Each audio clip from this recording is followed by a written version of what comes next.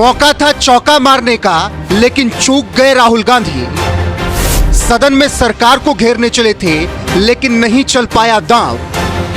ना सरकार को घेर सके, ना जनता तक बात पहुंचा सके जननायक।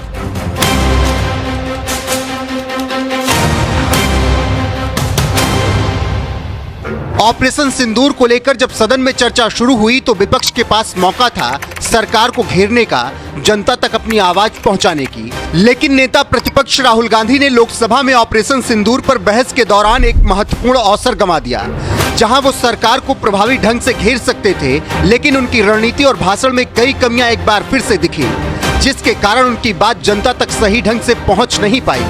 सुनाएंगे राहुल गांधी ने सदन में क्या कुछ कहा, लेकिन उससे पहले 5 पॉइंट में जानिए राहुल गांधी लोकसभा में भाषण के दौरान कैसे फेल हो गए।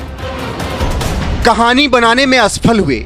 जनता तक बात पहुंचाने के लिए राहुल गांधी लोकसभा में बोलते हुए कहानियों का सहारा हमेशा लेते हैं। इस बार भी उन्होंने पहलगाम हमले में प्रभावित परिवारों और अन्य अनुभवों की कहानियां सुनाने की कोशिश की, लेकिन उनकी बातें प्रभावहीन रही। उनकी कहानियां ना तो स्पष्ट थी और ना ही वो किसी ठोस निष्कर्ष तक पहुंच पाई। सेना को खुली छूट का गलत तर्क।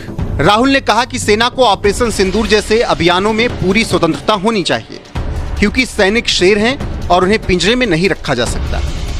इस बयान ने सत्ता पक्ष को मौका दिया और कांग्रेस काल के दौर की यादें मोदी सरकार ने दिला दी कि कैसे उस वक्त सेना को छूट नहीं दी जाती थी। ट्रंप के नाम पर नहीं खेल पाए। राहुल का भाषण डोनाल्ड ट्रंप के बयानों और सीज फायर पर रहा, जो जनता के लिए उतना प्रासंगिक नहीं था। राहुल ने ट्रंप के बयानों को बार बार इससे पहले भी उठाया, जो विदेश नीति की जटिलताओं में उलझ गया। यह सामान्य जनता की चिंताओं जैसे आतंकवाद के खिलाफ कार्रवाई और सुरक्षा से नहीं जुड़ पाया, जिससे उनका भाषण कम प्रभावी लगा। सुरक्षा और रणनीति के मुद्दों को नजरअंदाज किया। राहुल के पास बहुत अच्छा मौका था कि सरकार को सुरक्षा चूक और रणनीतिक कमियों पर घेर सके। पहलगाम हमले में खुफिया विफलता और आतंकियों के संवेदनशील क्षेत्र में घुसने जैसे मुद्दे जनता से सीधे जुड़े थे, लेकिन राहुल गांधी ने इन मुद्दों को गहराई से नहीं उठाया। वो लगातार ट्रंप और सीज फायर में ही उलझे रहे। इससे वो जनता की अपेक्षाओं पर खरे नहीं उतरे। आतंकी हमले को युद्ध न मानने की विडंबना। राहुल ने तर्क दिया कि पहलगाम आतंकी हमले को सरकार ने युद्ध क्यों मान लिया। आतंकी हमले को युद्ध मानना रणनीतिक गलती थी।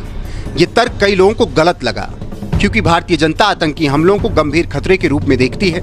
अगर सरकार इसे युद्ध ना मानती तो ऑपरेशन सिंदूर जैसे साहसिक कदम जैसे आतंकी ठिकानों को 100 किलोमीटर अंदर जाकर नष्ट करना संभव ना होता। इस बयान ने राहुल को जनता की भावनाओं से और दूर कर दिया। यानी राहुल गांधी का भाषण ना तो जनता की भावनाओं से जुड़ पाया और ना ही सरकार को प्रभावी ढंग से घेर सका। ऐसे में एक जो बेहतरीन मौका विपक्ष के पास था, नेता प्रतिपक्ष राहुल गांधी के पास था, उसे भी गंवा दिया। वहीं जिस तरीके से राहुल गांधी के बाद प्रधानमंत्री नरेंद्र मोदी ने इस दौरान कांग्रेस के एक एक कारनामे याद दिलाए, उसने ये बता दिया कि राहुल गांधी जिस तरीके से सरकार को घेरने चले थे, उससे कहीं ना कहीं कांग्रेस के कारनामों की याद दिलाकर प्रधानमंत्री नरेंद्र मोदी ने उन पर ही करारा प्रहार कर दिया। बहरहाल जिस तरीके से राहुल गांधी की गलत रणनीति और मुद्दे से भटके भाषणों ने कांग्रेस से एक बेहतरीन मौका छीन लिया, उस पर आपकी राय क्या है, कमेंट में जरूर बताएं। और लोकसभा में नेता प्रतिपक्ष राहुल गांधी ने क्या कुछ कहा, वो भी सुन लीजिए। Donald Trump has said 5 times, has said, sorry, 29 times. 29 times he said, 29 बार उन्होंने बोला कि भैया मैंने सीज फायर करवाया है। अच्छा, अगर वो झूठ बोल रहे हैं तो अपने भाषण में यहां प्रधानमंत्री कह दें कि वो झूठ बोल रहे हैं। यहां पे अगर दम है तो यहां पे प्रधानमंत्री बोल दे कि ट्रंप झूठ बोल रहे हैं। If he has the courage, if he has the courage, if he has the courage of Indira Gandhi, yes, let him say here, yes, let him say here, yes, that Donald Trump, you're a liar, yes, that you did not make a ceasefire, and that we did not lose any planes. Let him say it here, yes, if he has the courage. 50% भी है इंदिरा गांधी का तो यहां बोल दे, 50% होगा तो बोल देंगे सॉरी सर। एक साइड से सेवन फ्लीट आ रही है, बोलने दीजिए सर। सर मजा आ रहा है। ऐसा नहीं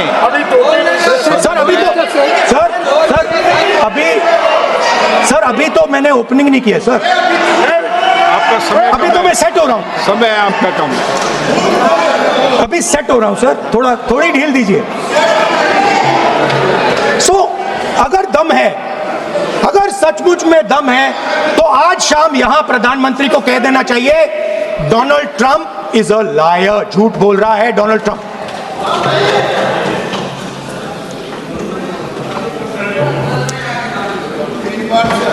सर एक नई चीज चली है, एक नया शब्द चला है, new normal.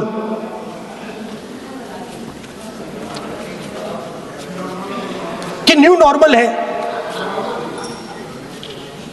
External affairs minister नहीं है बट वो यूज करते हैं।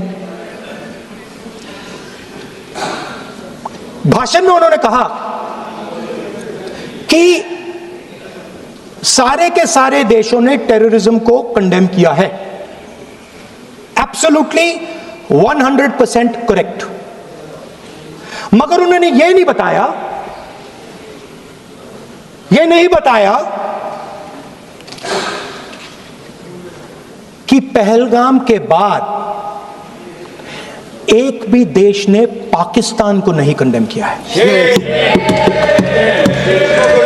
Not a single country has condemned Pakistan. Everybody has condemned terrorism. What does it mean? That the world is equating us with Pakistan. Earlier, when the UPA government was there, it was very clear Pakistan is promoting terrorism. And they used to condemn Pakistan for promoting terrorism. Now, not a single country has condemned. Acha, very interesting, another fact.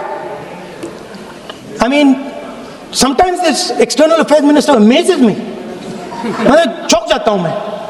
He says that now even defense minister, we have deterred Pakistan. Acha, you have deterred Pakistan? Fine. The man behind Pahalgam is a Pakistani general called General Munir, Chief of Army Staff. That man is having lunch with the President of the United States. He is sitting there. Our Prime Minister cannot go there. Mr. Trump is breaking all protocol, and he's inviting the man who has done terrorism in India to have lunch with him. Prime Minister hasn't said anything.